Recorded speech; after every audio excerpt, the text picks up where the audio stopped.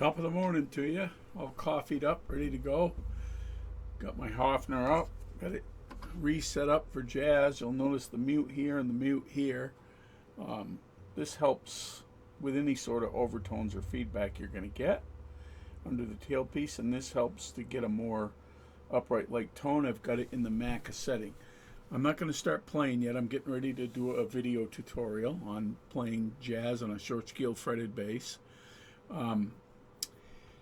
But I watched a video yesterday by Jonathan Wong. If you haven't been to his site, he dedicated it to short scale basses, and he has some incredible reviews and a lot of really, really good advice. And he's a doctor. He helps people with issues, physical issues.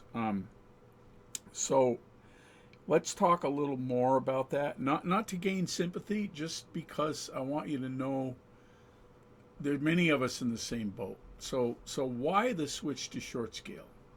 Well, first of all, my reasons are that I have really worked very physically hard all my life. I've played an incredible amount of gigs, rehearsals, recordings, mostly on a 34-inch scale Fender Precision or jazz bass, but more precision. Not in a particularly heavy one, 8.5 pounds, or less than that actually, 8.5. But with flat wounds, and a jazz bass with rounds. But over the course of time, I've experienced severe osteoarthritis. I have 2 titanium knees. I've got a lot of metal in one of my ankles from a motorcycle accident, and this left shoulder is basically destroyed. It's bone on bone. So let's talk about that thing first. With a long scale, a 34-inch scale or more, this reach, as soon as I get to here even, I've got a little bit of pain, tiny bit more pain, lots of pain. I can't do it anymore. When you're, even though I've ignored a lot of pain my whole life to my own regret, you can't. I mean, when your body hurts, it's trying to tell you something. And if you're an athlete like I once was in a U.S. Marine Special Forces, you probably have read or intuited that the difference between an extreme athlete and a regular person, or some guy like me, worked in construction my whole life. I don't feel pain as acutely as other people do. Most athletes don't. We miss a lot of warning signs. And I'm not saying I was a great athlete, but I was very good. And I think a lot of it's because of that, and I have a headstrong personality. So I did a lot of damage to my body, and now, as they say, the chickens have come home to roost, or the piper wants his due. And so short scale to me has been a means to an end. And on that journey, I've discovered that I really, really prefer the tone. For reasons I've illustrated before, evenness up and down the neck, that it's a little warmer and less punchy in the low mids, in the highs. Ring through. Even Maca said that one of the reasons he did all that upper stuff is because it just sounded so good. The other issue that I struggle with is, along with the shoulder, is this finger. Look at that knuckle. I can only bend it that far. It hurts. Even playing this, it hurts a little bit. This thumb is severely arthritic. They're both bone on bone. They both need surgery. My shoulder needs surgery. I'm trying to avoid it.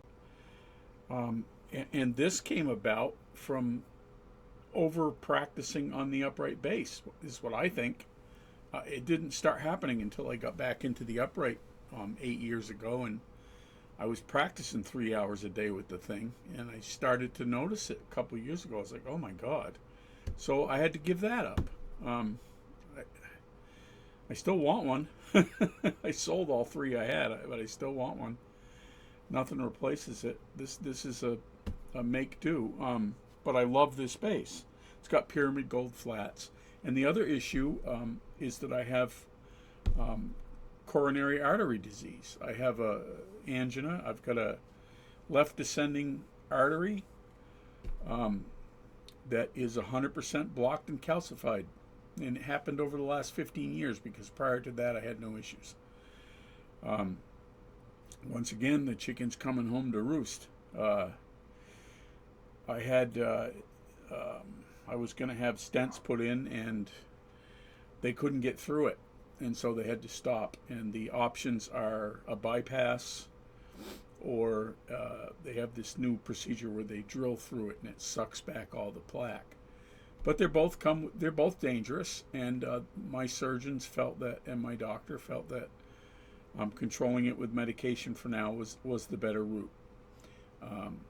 Because once they start, it's a 10-year fix, and maybe I only have 10 years left. I'm going to be 70 this summer, so I deal with it with medication until I can't. And that left descending is the one they call the widowmaker. And yes, I've had 4 heart attacks, all mild, luckily. And I carry nitro with me. And when I'm out here trying to play,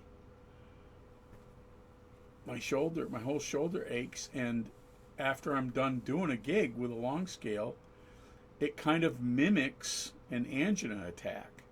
And I have trouble discerning whether it's my shoulder or my heart, which makes me very nervous. So I don't do it. So those are, let me see if I've told you everything.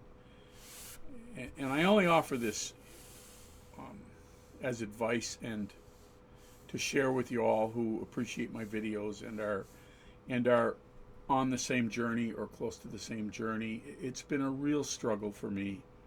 I've gone back a couple times to long scales because that's home for me. But they say you can't go home, and I guess they're right. So this is it. I'm getting ready to do a tutorial on some Oscar Pettiford with this bass.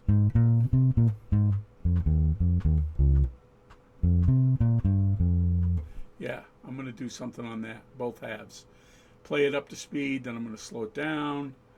And that's going to be my first kind of jazz tutorial, because I haven't seen one yet done with a fretted bass, and I don't want to just mimic everybody, even though I just talked a little bit about this as Jonathan Wong did. Oh yeah, the other thing he said that I want to share with you is that we all get a different sound, and it comes from here and here. No matter what I play, I tend to get my sound, and you've got to recognize what that is. For me, it's kind of a warm, lower mid, punchy attack. That's what I get out of almost any bass. And so I tend to look for the basses that help me achieve that, or take me somewhere else. And so that's something for you to think about. So far for me, the sound closest to my heart is probably one closest to this bass here. I just love this bass, and I've been reinvestigating a lot of old Beatles Mac bass lines that I thought I once knew as a kid. Finding out, nope, yeah, you did that wrong. And a lot of it's morphed. I'm also back investigating James Jamerson without a precision bass. So there'll be some of that. So thanks for liking and subscribing. If you haven't yet, please consider it. Please hit the like button on the way out. I hope this has helped you a little bit. And I'll be posting some more stuff very shortly. So peace and love. Seizures later. And be kind to one another, please. Thank you for watching.